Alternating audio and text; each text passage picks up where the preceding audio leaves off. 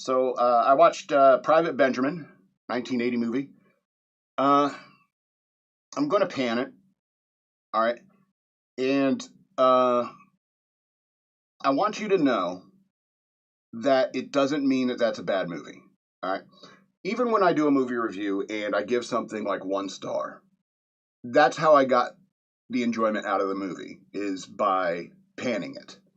And Private Benjamin is actually a good movie. People will, especially if you're a woman, you will like Private Benjamin because the ending is really good and positive and upbeat for women, I guess, the modern era women. And but in my mind, when I watch this movie again, having like the first time I saw this movie is pre-Navy. Last time I watched this movie was 2 nights ago, and I'd been in the Navy, and now it's like, oh, this movie is about everything wrong with women in the military. I'm sorry. There's some jobs that, they shouldn't be doing. Like jumping out of airplanes. First of all, Goldie Hawn was like 35 when this movie came out. 35 years old. Holy cow, she looked good for a really long time. She's as old as my dad. She's a boomer. I mean, it shows now, but I mean, what a looker she was for a long time. And a tiny woman as well. Very tiny. And supposedly she's 28 years old in the movie. And I'm sorry, that's really kind of old to be joining the military. I think there were people who enlisted at about 20. I think 28 was a cutoff, Anyway. And so Private Benjamin's story is quite tragic because, and it's funny because a lot of people do join the military after a tragedy. And so all she wanted to be was a cute little wifey poo. She wanted to find a good professional man who could provide for her and stuff like that. It's all very sweet. I think women should think that way. And she met a real nice Jewish guy, and they went and got married. And on their wedding night, they're having sex on the bathroom floor, and he has a heart attack and dies.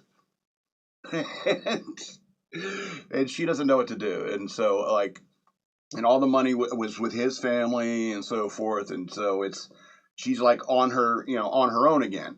Which it's interesting that she's 28 years old in the movie because, I mean, he didn't get an education or nothing.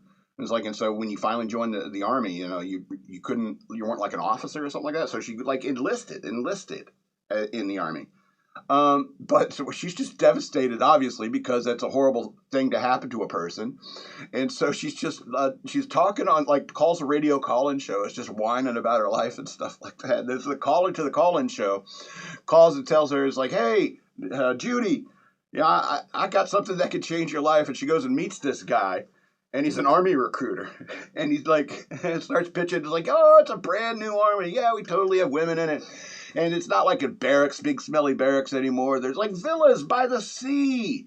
Everyone gets a private boat and shit. It's recruiters, Nice. Yeah, and there's even a scene later in the movie, and it's like people, other recruits are with her, say, it's like, you still believe in what your recruiter told you? Yeah. And it was like that going in the military and so forth. But she enlists in the army, and how can I put this? All right, one of the big problems with women in the military is fraternization. And Craig T. Nelson shows up in this movie, and even the officer played by Eileen Brennan, classic actress, awesome actress. She plays a captain that's pushing these recruits and so forth. But Craig T. Nelson shows up, and she's just gooey for him. She's the officer in charge of this division, and you find out later that a bunch of other chicks in his army are gooey for him. And so even though you have like a mutual kind of thing going on with this guy and many of the females in this division, the problem is that it's fraternization. A superior officer shouldn't be like dating and banging a bunch of chicks that are in his, under his responsibility.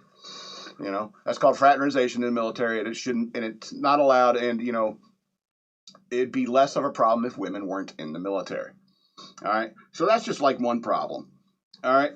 But there is this great scene where, obviously Private Benjamin is a real prissy chick. And when she gets to boot camp, she's giving Eileen Brennan a hard time. This captain, just loves berating this pretty little priss, because you're in the Army now, and so forth. And she's got other problems with other recruits and so forth, and she's kind of got an attitude, and Miss Priss, right? And there's a scene where her parents show up at boot camp, and she comes in soaking wet in a uniform. This is where that image comes from. It's a good image to promote the movie. And she's soaking wet, and her parents are like, and Eileen Brennan's just so excited. Yes, you get to go home. You're out of here. You're no longer in my hair. And Private Benjamin says, like, I can go home and go, like, with my tail between my legs, or I can move on and actually do something with my life and stick with the Army. And she makes a brave decision to stick with the Army. And as somebody who served in the military, I have to say I got to respect that. I really do. And so she obviously survives boot camp and so forth. And then she goes and gets this, like, and so there's all sorts of these problems with this Craig T. Nelson guy. He's banging one of the recruits, and Eileen Brennan finds out, and it's just this woman drama, going around, and it's really, really needless. And so, some people get in trouble because of fraternization, and then she finally gets to move to Belgium as part of, like, the Supreme Allied headquarters in Belgium, which is what, like, Army chicks like that get, the jobs they get, And it's basically a secretary to this other, like, Army guy. I forget, some Turkish fella. And so, Private Benjamin, that kind of thing. And so she's in Europe like she always dreamed to be, and so forth. And she's meeting hot guys like Armand Asante, and he's such a dreamboat, and he's, like, trying to charm her. And he's like, he gets one of the best lines. I don't know, maybe it's the editor that has the best, or the director of photography that had the best joke in the movie. And he's sitting there trying to charm her, and she's like, I don't know, I kind of want to get to know you better. And he's, like, trying to think of other things to impress her. And he's like, let's see, I'm Jewish. And then it cuts to him having sex with Goldie Hawn. And I'm like, oh, man, what a mess.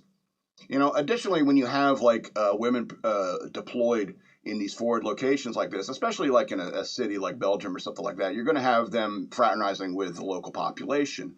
And then there's all these issues that come up with her in the Army, where they're like, oh, this Armand Asante character, I know he's a dreamboat and everything, but he's a communist, And obviously in the 80s, communism was the worst of all things.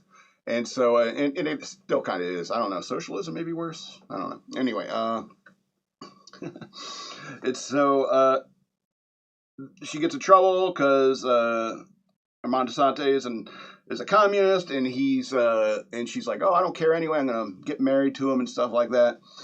And she finds out he's cheating on her because he's a player. Chicks seem to love players. I don't know what to tell you. In the Army or out. And so if they're communist or not, they really don't care. And so she finds out she's cheating, and in the end, she runs away from a wedding. Glad she didn't make a huge mistake. And I think that's, I don't know, pretty positive ending. It's like running away, leaving a bad dude at the altar, I don't think is a bad thing. I do believe in the sanctity of marriage, and marriage is a very special thing.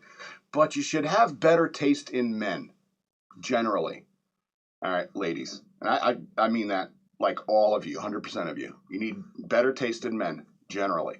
And so, she had Captain Brennan, Eileen Brennan. She comes back later and holds a catty grudge, because you know what, chicks hold a catty grudge. And in the second act, there was a scene where she joined the Thornbirds, which was like a airborne division. And look, I don't know if I need to get into the argument of physics and stuff like that, but if you get a 105-pound Goldie Hawn and you strap her down with all the equipment she can carry, and throw her out of an airplane with a parachute, I still can't be sure she'll ever come down. She's just not heavy enough. All right? If people who have ever been in airborne know this, it's like the lightest guys are the last guys down, And so, and it's kind of the thing that makes these guys who are 120-pound guys think maybe I shouldn't be an airborne because I'm going to be shot at more than everybody else. And so it's always a bad idea to put it. I'm not saying that there aren't women who couldn't be airborne, but when you're 105 pounds, when you're an actress like Goldie Hawn, you really shouldn't be jumping out of airplanes. Sorry. It's just the simple physics of weight issues, Sorry. And so, yeah, good stuff. Yeah, and in that scene where she's about to jump out of the airplane, this is like a really, really important point about this movie. The Colonel, Thornburg, or whatever, the guy, she refuses to jump, which kind of disqualifies you, I think. And so she refuses to jump, and so he says, "Oh well, we could say that you did if you have sex with me," which is obviously blackmail and illegal, and that guy should be court-martialed and so forth, because that's not how things should work in the military or anywhere else, if you ask me. Using sex to help someone get ahead, and that's a big problem in the military. It really is. And so I found it interesting because whenever a movie about the military comes out, you know that the military signed off on it, right? And they wanted to make the Army look good, probably to females. And that's why they threw Armand Desante in there. You can meet a dude like this, And man, he did look good back in 1980. He was a good-looking dude, And a little hairy for my taste. And male. A little too hairy and male for my taste. But, yeah, he was a good-looking dude. And, yeah, so, 7 of 13 stars.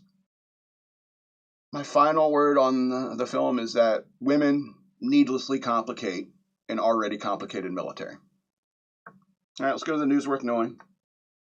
See if we can find some sexism in there.